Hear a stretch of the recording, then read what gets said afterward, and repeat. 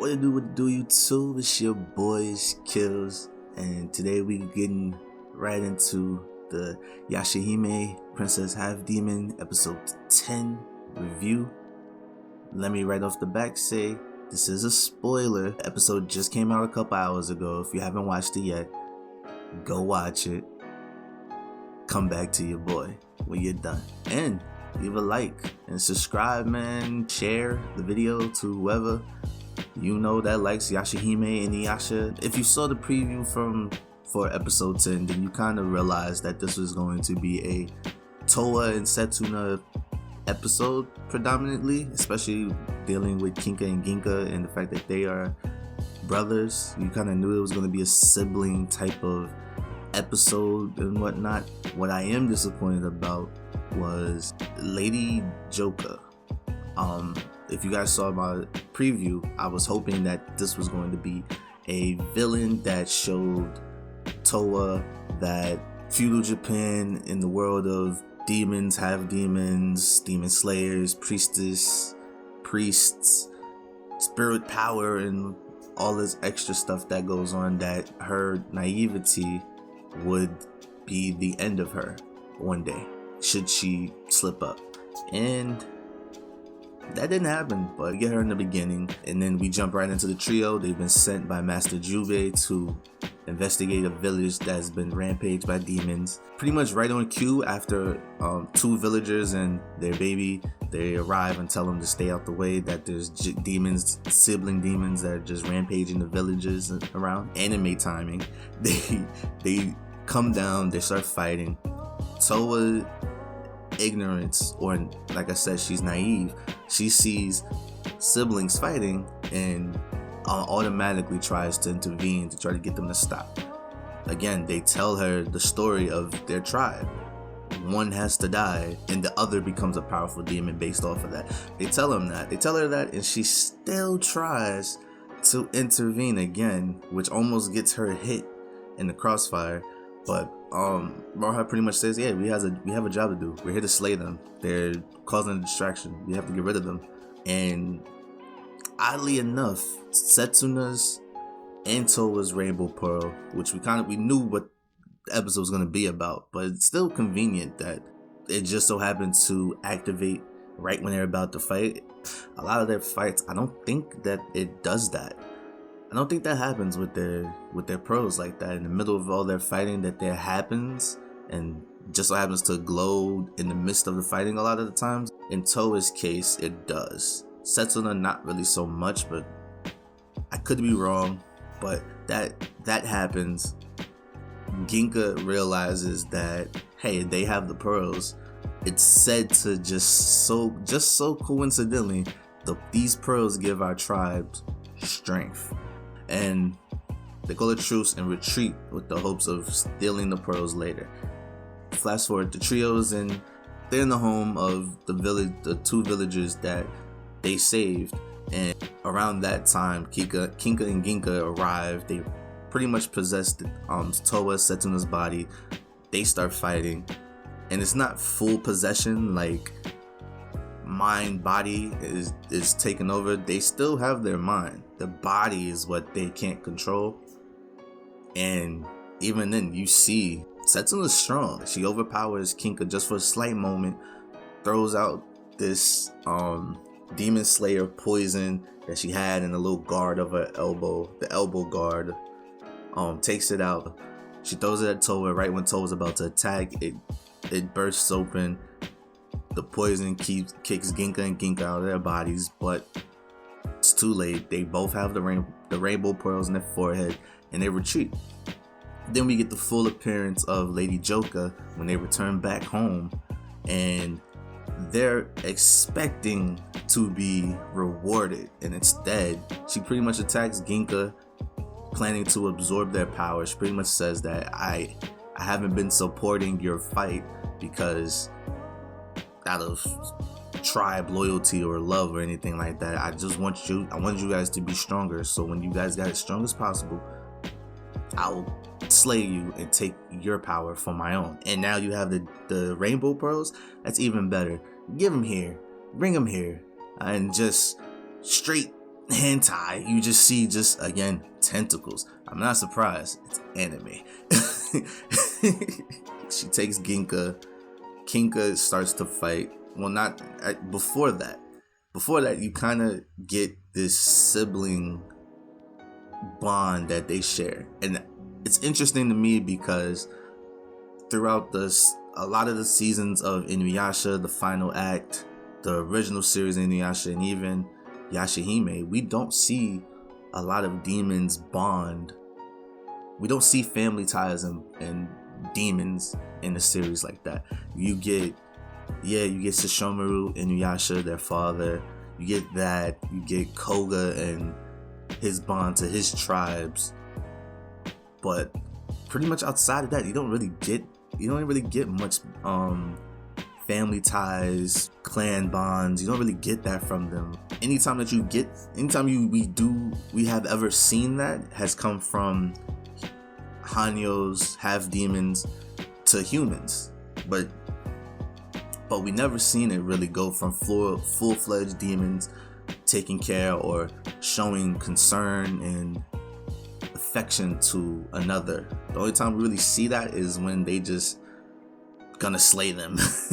Like, that's really all that we kind of seen so far. She takes Ginka, starts to absorb his power. Ginka's trying to fight it off, and just when Towa and Setsuna and Takachiyo, I got his name right, little raccoon dog, Takachiyo, as soon as they arrive, Lady Joka forcibly removed Kina and Ginka from one another. They're no longer conjoined. She literally ripped them apart. Like, they're still alive, but they're physically not conjoined.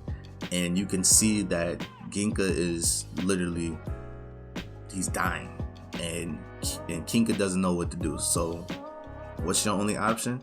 I don't want to say beg, but kind of sort of beg. He pretty much asks Towa to help him get his brother back.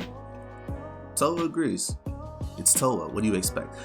Sibling fighting to live? Oh, I'm down. I'm helping you. I want to help your brother. She does that. But in exchange, she does it in exchange for the rainbow pearls, which kind of shows that, yeah, she's a little naive in the head, but she's also smart. She knows that the rainbow pearls are essential to Towa and Setsuna. Ginka doesn't have a choice but to agree. However, in a surprising twist, which, like I said, this is a Towa and Setsuna episode, Setsuna steps in for Towa, says she'll help Ginka. They go off, and we see why Setsuna is a demon slayer, and the blood of Sesshomaru is strong within her, man. She whoops butt. Like, she really whoops butt, and which is why, again, a few of my issues with this anime so far has been their scaling of the trio. Towa is usually the one that has been beating all the bad guys, especially a four peril, almost single-handedly. When Setsuna is a demon slayer, she's a half demon as well. She's also the daughter of Sesshomaru. She's been fighting demons her whole life. She should be one of the stronger. She should be the strongest, if not second strongest out of the trio. Moroha has been alone her whole life, and she's a bounty hunter.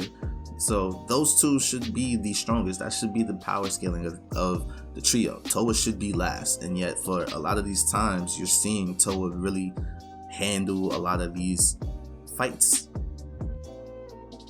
Doesn't make sense to me. But right now, Setsuna jumps in. She fights Lady Joka. She pretty much wins almost single-handedly, but not before Ginka is fatally wounded, protecting Ginka from Lady Joka. And from here we get that Kina and Ginka really cared for each other. And I think this was a better way for them to go out than the final acts version with Mayomaru.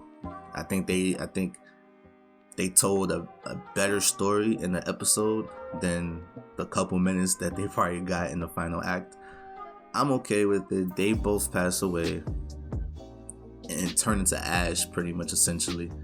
And Rainbow Pearls come back. And again, and like I said before, Maroha's not in the episode pretty much at all. And in the times that they shown her, it's sad, man. I don't like it. I don't like how it was supposed to be comedic the first time when they run off to go follow Kinka and Ginka. Maroha leaves her stuff in the hut with the villagers.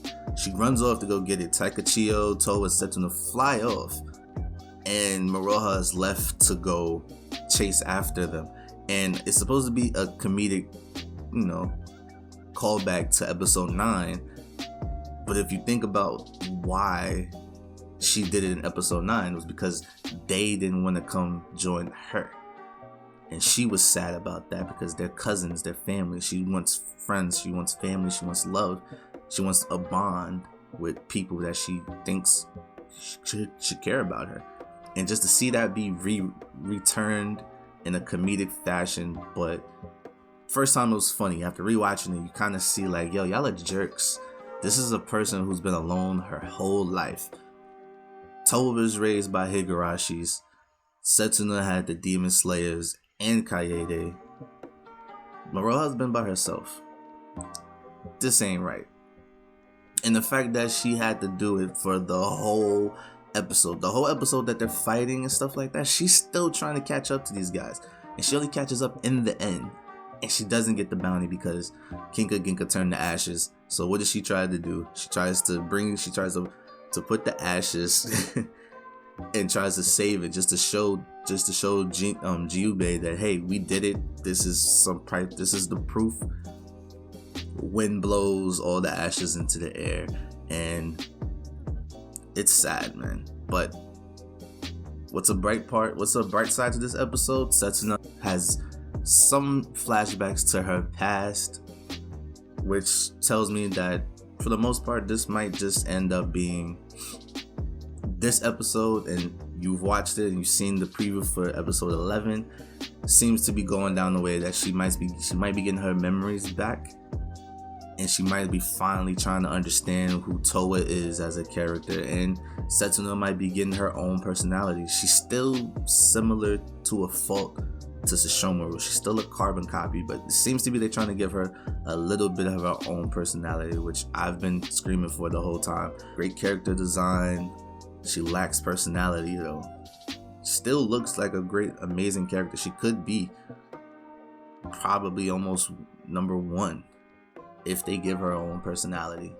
So yeah, episode 11 doesn't really seem to be much. It seems to be a filler episode with siblings again. I don't know if I want to make a video separate just for that, so we'll see. But if you guys enjoyed the video, please leave a like, subscribe, share, and comment. How did you guys feel about episode 10, man? Was it yay or nay? Did you enjoy it? Did you like the send-off for Kinka and Ginka? Are you a little happy that Setsuna has some of her memories back? That she was able to pretty much one-off Lady Joker and it not be Towa? How do you feel about Maroha being treated this way? I don't like it. She's best girl. Treat her with some more respect. But Itskheals, that's gonna do it for this episode review. I'll holler at you guys later. Peace.